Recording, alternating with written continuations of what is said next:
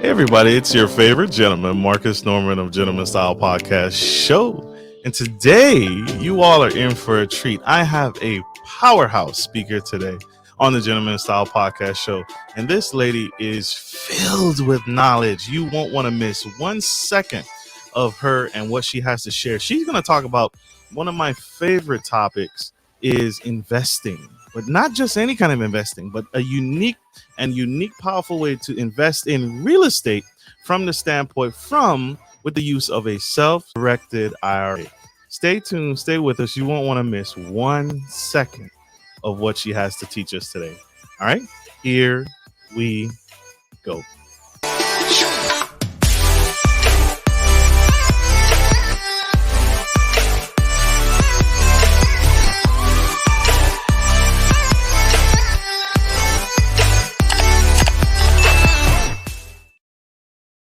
Hi, everybody. It's your favorite gentleman, Marcus Norman of the Gentleman Style Podcast Show. And today we have the incredible Miss Mindy Gayer. She leads the Entrust Group out of their Nashville, Tennessee office, which serves the Southeast region. She is multi-talented, and she's known as the business development manager of a company called the Entrust Group, which is the go-to for all self-directed IRAs, and they hold an outstanding $4 billion in assets with over 22,000 investors. Mindy is in charge of helping clients learn the ins and outs of diversifying their portfolios. Mindy also has 20 years of experience working with some of the biggest U.S. banks and old national banks, and etc. And the list goes on. And she also vast experience in a sales consultant background with multiple insurance consulting agencies and consulting experience. She is multi-talented, y'all. And so I couldn't think of anyone better to bring to the stage to help us learn how to diversify our portfolios and use this unique tool called Self-Directed IRAs to the platform. So help me welcome to the stage the incredible Miss Mindy Gayer.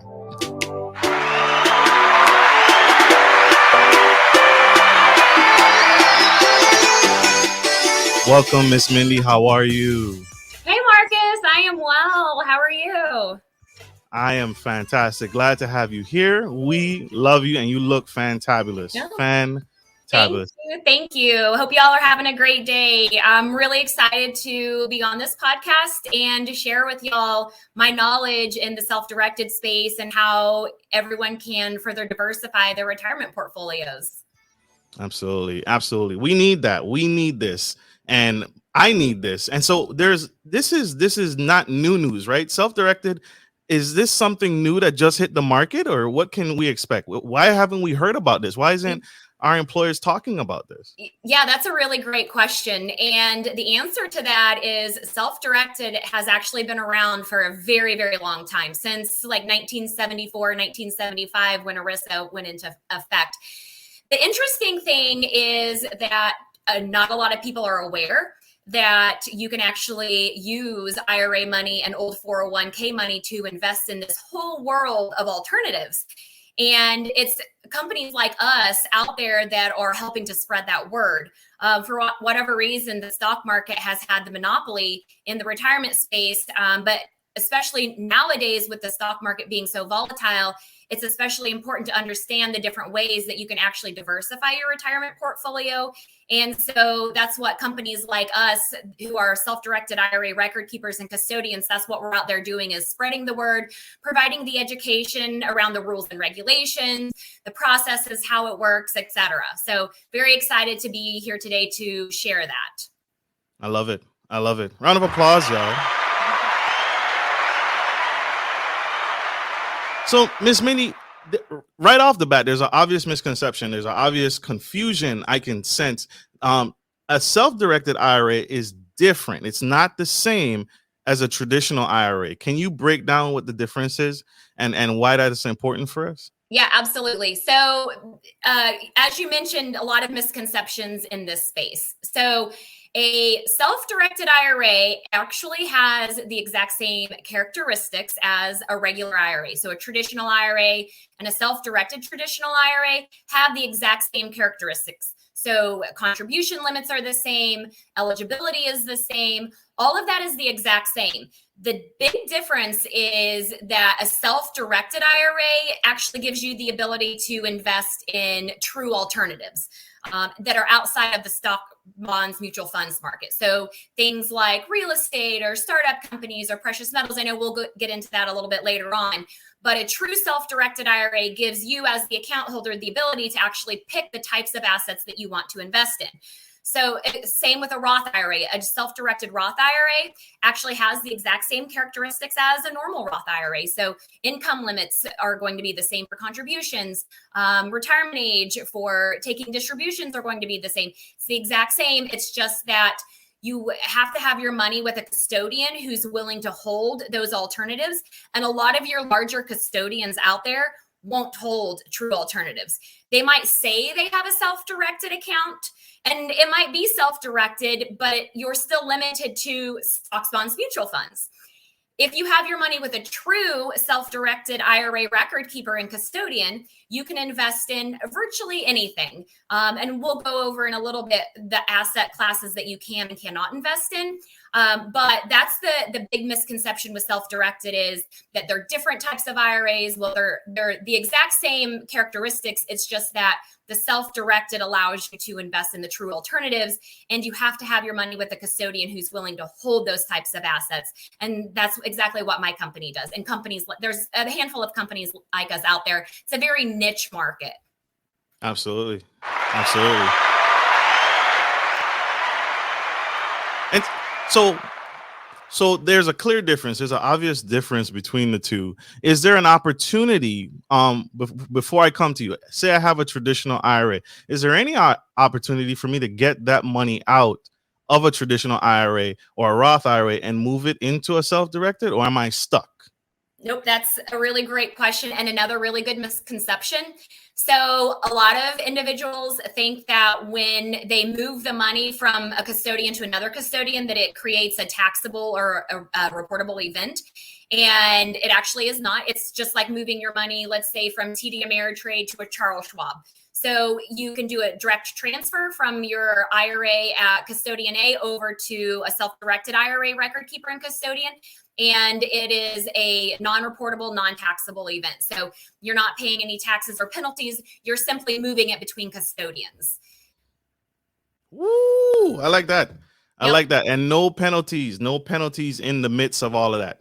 And so what should I have prior to coming to you? What documentations or what kind of things that I need to have in place before reaching out to you, Miss Mindy? Yeah, exactly. Really, the main thing is an idea of what you want to invest in. Absolutely. That's the big thing, because companies like us, we don't recommend or endorse any investments, products, or services. We also don't provide investment advice or tax advice or legal advice. So the main thing is, you as the account holder are in charge of making your own investment decisions. That means that you need to know the types of assets you want to invest in, and then you can reach out to us and we can talk through the process. The big thing here is knowing what it is that you want to invest in. And I know we're going to talk in a little bit about what those different asset classes are. But really, that's it. You need to come to me with an idea of what you want to invest in, because then we can narrow our conversation down a little bit. Otherwise, we could be on the phone for hours talking about all the different options. Absolutely. So I want to dive into that right now. What are some of the common things that people come to you wanting to invest in? Because the word alternative investments is a new term. That's, when I think of investment, I think, just like you said, stocks, bonds, mutual funds. That's what we've all been taught. That's what we've all been educated on and mentioned, 401ks. And that's kind of it for us. What are alternative investments that we can do with this self-directed IRA? Yeah, great question. And it is not a short answer. There's a world of alternatives out there that you can invest in. So some of the bigger categories, asset classes that our clients invest in real estate. And that can be any type of real estate, whether it's a single family home, an apartment complex, parcels of land, commercial real estate. It doesn't matter. Any type of real estate, startup companies, cryptocurrencies, precious metals, promissory notes, tax liens, REITs, deeds of trust. I mean, the list is exponential in regards to the types of assets that you can invest in. What is not a short list, or I'm sorry, what is a short list is the asset classes that you're restricted to. So what you cannot invest in, what you're restricted on investing in. So things like S corporations, those are not allowed. And that's not because the IRA or the IRS prohibits that. It's because the bylaws of S corporations prohibits that. You also are not allowed to invest in collectibles and life insurance. So that's really your 3 limitations of what you cannot invest in. We even had a gentleman years ago that invested in a racehorse inside of his IRA. That was an allowable investment, kind of risky, but again, you're your own fiduciary and you're the one that's picking the types of assets that you're investing in. So that was an allowable investment. So you can see the spectrum of what you can invest in, very, very, very broad. The spectrum of what you cannot invest in, very short. Life insurance, collectibles, and S corporations. With collectibles, I did just want to mention also that, for example, certain coin collections are not allowed, but if it's IRA approved metals, that would be allowed. So gold, silver, certain purity of bullions, those are all allowed. Things like alcohol collection, gun collection, stamp collections, none of those are going to be allowed inside of an IRA. But let's say that you want to invest in a brewery. That's a business. You can invest in a brewery. You just can't invest in the actual beer. You can go to the store and buy it yourself. So the spectrum of what you can invest in, again, very, very broad. What you cannot invest in, very, very small list. Now, with that being said, there's also a group of individuals that you're not allowed, that your IRA is not allowed to do business with. So this does a little bit further limit the assets that you're able to invest in.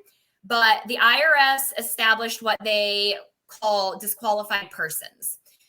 A disqualified person is an individual or an entity where your IRA is not allowed to do business with. So a disqualified person would be yourself, your spouse, your lineal ascendants, descendants, their spouses, so parents, grandparents, great-grandparents, so on up the tree, children, grandchildren, great-grandchildren, so on down the tree, financial advisors, managers, beneficiaries, or any entity where you or a disqualified person have 50% or more ownership. So your IRA cannot buy, sell, transfer ownership, or provide goods or services between your IRA and any of those disqualified persons.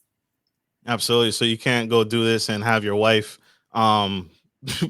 be a partner in this with you. You can't I can't invest. Can I invest in her business? Can I invest in my? Yeah. So you wouldn't be able to invest in her business, but there is a caveat. You can partner with a disqualified person at the initiation of a purchase via a partnership. So partnerships are allowed, and you can partner with absolutely anyone, even yourself. Your IRA can partner with yourself, with anyone at the initiation of the purchase. So let me just real quickly give you an example of what I mean by that. Let's say that, for example, there's a piece of real estate and it's $100,000 and you have $70,000 in your IRA and you personally have the other $30,000. So you partner together with your IRA. 70% is owned by your IRA, 30% is owned by you personally. You partner together and buy that property. All expenses are paid 70-30. All income that is generated from that goes back 70-30. That's an allowable investment. But let's say, for example, that you buy that property in full with your IRA money. You pay it in full. Your IRA owns 100% of that property. But then you realize you need $30,000 worth of money to do renovations on the property, and you don't have enough money in your IRA to cover that, but you personally have that 30,000. At that point, you cannot partner with yourself because your IRA has already bought the property in full, and you personally are a disqualified person to your IRA's investment, so you can't partner and pay for those expenses at that point. Mindy Gayer, y'all. I told you guys, the legend herself, a wealth of knowledge. Do you see the passion that comes out when she speaks about this? You can tell this is her passion. This is what she do. And this is why you want to partner. I'm going to continue to use that word because it seems like the word of the hour right now. You want to partner and work with Entrust Group and Mindy Gayer and her team so that you don't make these very crucial mistakes because they can be costly. They absolutely can be costly. And I always highly recommend when an individual is investing specifically in real estate, because there's a lot of ways that you can get yourself in trouble with the IRS when investing in real estate, that you fully understand the rules and regulations. And if you don't, you let me know and I can send you stuff. We can have conversations about what you can and can't do. Again, we don't provide legal advice. So if it's in a gray area, which there are gray areas in the self-directed space, then we leave it up to you to seek the legal advice for that. But yeah, absolutely here to provide the general rules and regulations on buying different types of assets inside of your IRA. Makes sense. We're going to take a quick commercial break, you guys. Don't go anywhere. Stay tuned. Stay with us. We'll be right back. Good day, podcast listeners. This is your boy, Marcus Norman of Gentleman Style Podcast Show. I wanted to let you guys know that we will be rolling out a new feature and adding a join sponsor button next to the subscriber button here at the bottom of your screen. Once you click the button, it will display 3 membership levels. Gentleman Gentry, which is our entry level, Duke Duchess, which is our season level, and the Emperor and Empress, which is our most sophisticated level, which you will receive unique perks and benefits at each differing level and gain access to our community tab. We will also be sharing polls, upcoming events, and interviews, as well as receive feedback from our sponsors directly. Your support helps me find new and exciting guests to bring to the stage live. Well, in order to get the higher end speakers, it requires, some, you guessed it, money. So thank you for tuning in to my channel.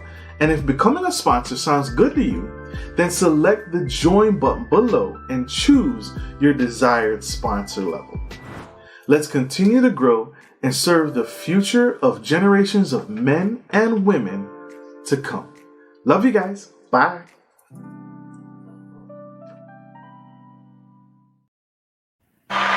We are back, y'all. We have the incredible Miss Mindy Gayer, and she just broke down how the significance of the self-directed IRA works and how there are some prohibited transactions as well as allowable transactions, and it's broad.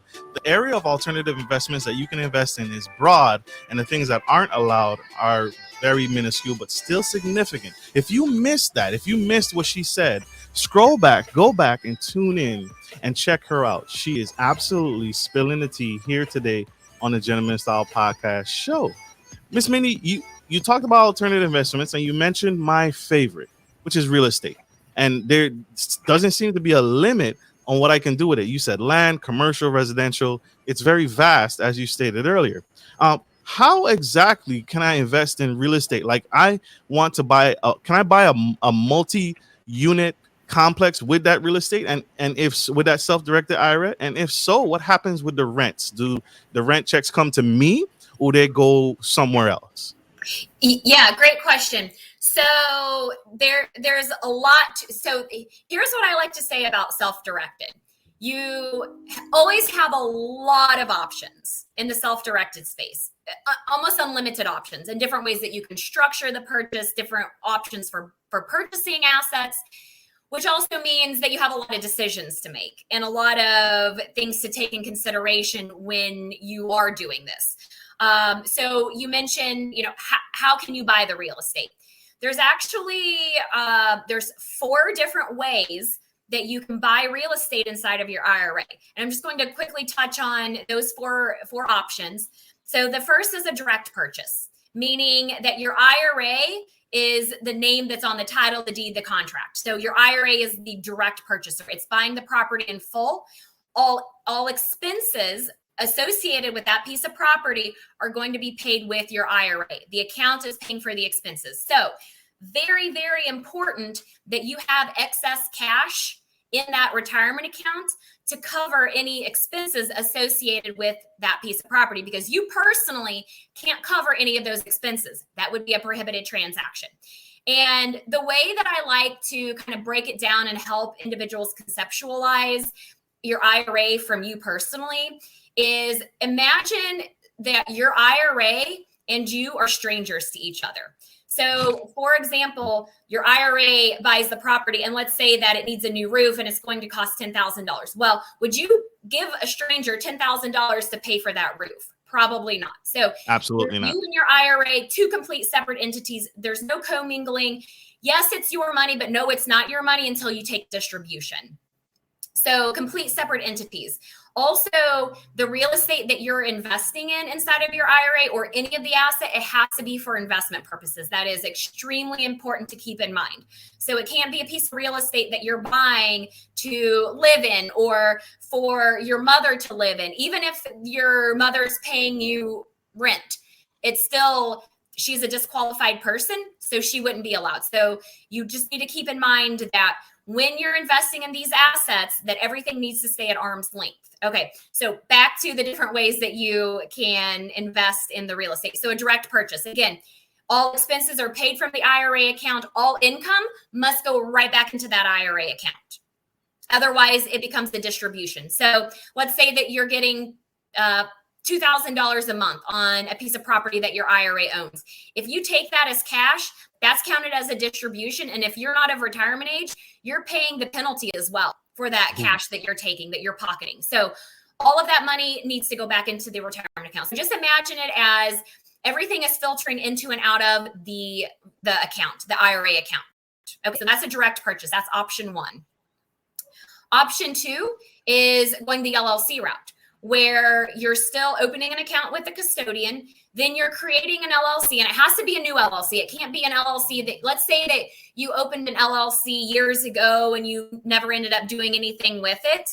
You can't use that LLC. And the reason for that is because more than likely you personally are the member of that LLC, right? And you can't transfer ownership. So if the IRS were to audit you and say, okay, we saw this LLC was opened, you personally were the member, but then you transferred the ownership to your IRA, that could be technically a prohibited transaction because you're transferring ownership. Again, you and your IRA strangers. There's no commingling, no intertwining. So it needs to be a newly created LLC. You'll open a bank account in the name of that LLC, instruct the custodian to move the money to that LLC bank account, and now you're buying assets in the name of the LLC. All expenses are paid from that LLC. All income goes right back into that LLC. Again, if you use that money for anything other than expense purposes for your assets, it's counted as a distribution and you're taxed on it. If it's inside of a pre-tax account, you're paying the penalty on it if you're not of retirement age. But LLC gives you checkbook control. Some call them LLC IRAs, some call them checkbook IRAs. It essentially gives you more control over the buying and selling of the assets and the transactions that occur inside of that LLC. The third option is partnering. You know, we talked about that earlier. You can literally partner with anyone at the initiation of the purchase. You just establish the percentage of ownership on the front end. All expenses are paid at that percentage of ownership. All income goes right back into that percentage of ownership. So partnering is an option. And then the final option for buying real estate is leveraging. So let's say that you want to buy an apartment complex.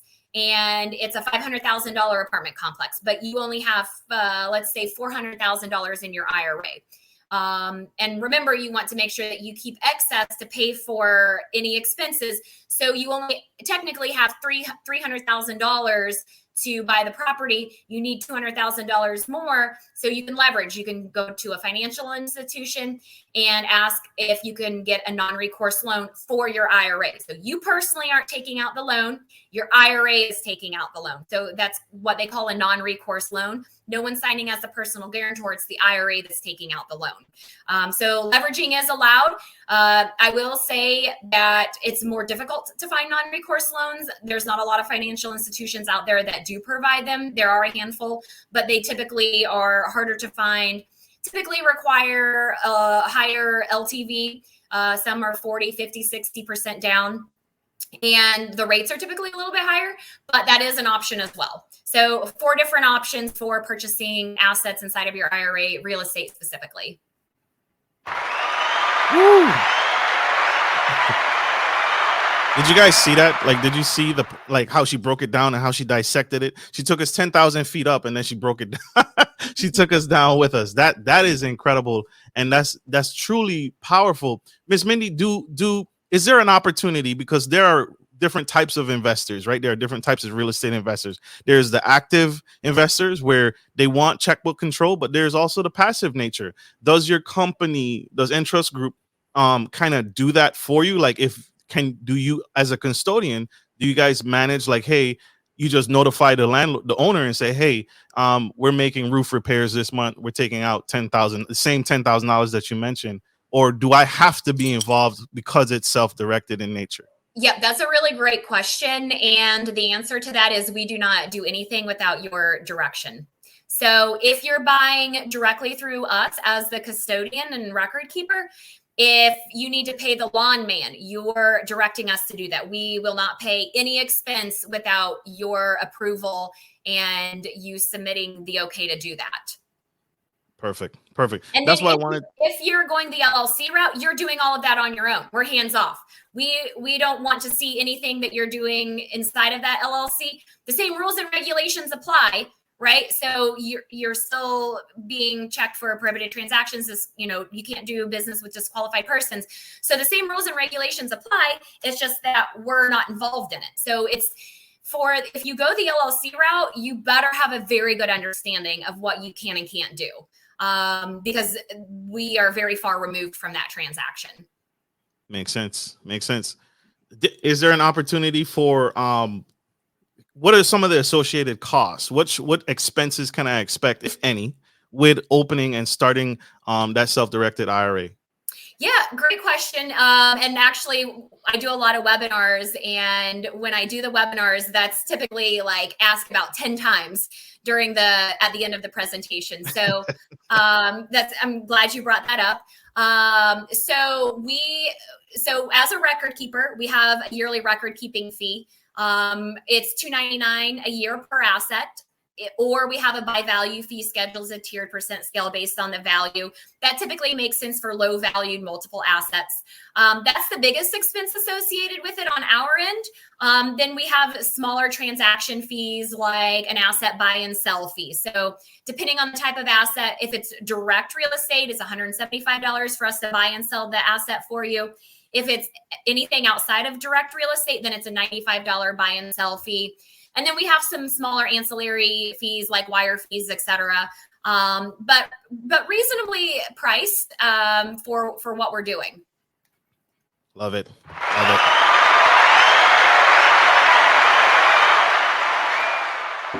Miss Mindy, how can my audience connect with you? How can we learn more? How can we get in touch with you and those webinars and Entrust Group? Yep. So there's a couple different ways that you can do that. I'm always available via phone. You can always shoot me an email. And Marcus, you're more than welcome to share my contact information. My email address is mgayer@theentrustgroup.com. My telephone number is 615-900-4015. You give me a call, shoot me an email. You can also check out our website under our Learning Center. Our Learning Center is phenomenal. And I will say that I think we are kind of at the top of the industry in the educational materials that we provide to our potential investors and current investors. There's all of our pre or post-recorded webinars on there, a lot of just reading material. I like to say nighttime reading material because some of it might put you to sleep, but some of it's very, very informative. So a lot of really, really great information on our website under our Learning Center. You can always shoot me an email and I can send you direct information via PDF as well, or links. More than happy to connect in any way possible. I even am on LinkedIn all the time. So you can even reach out to me on LinkedIn. Love it. Love it. Love it. There you have it, y'all. You have no more excuses to make. You cannot make an excuse. You don't want to miss this opportunity. This is an opportunity. Miss Mindy is here putting the if you were ever upset, where you ever missed an opportunity to invest in something, here it is. Here's the experts. Here's the knowledge, all available to you. And she even willingly gave out her contact information. So that's brave. Very, very brave of her. But she's here to help. She's here to serve you and help us invest and do better, right? We're not retiring well. We're not doing well. And so Miss Mindy and the Entrust Group is here to bridge that gap. Yep, Miss Mindy, absolutely. I thank you. Absolutely. I really appreciate it, Marcus. And, you know, I'm very passionate about retirement and helping individuals figure out a way to further diversify their retirement portfolios. So more than happy to answer any questions that y'all have. Feel free to reach out at any time. Miss Mindy, if you had one more nugget, one more piece of advice, one more nugget in the hat, trick in the hat to give to that young girl, that young boy out in the audience who's on the fence and it's all confusing. They don't know what to do. Where should they start? What would that one nugget, that last nugget, because you've given many nuggets today, what would that last nugget be? So for the young investors, I would say absolutely do not count on Social Security as a form of income for retirement. So it is never, you are never too young to start a retirement account. I personally started a retirement account at the age of 17. I was working at a financial institution and they offered us a retirement account as part of benefits. And I've just had a retirement account since then. And I would say definitely if your company offers retirement plans, take advantage of that. Absolutely take advantage of it. It might be, $50 a month that you don't see, but it's going to work for you in the future.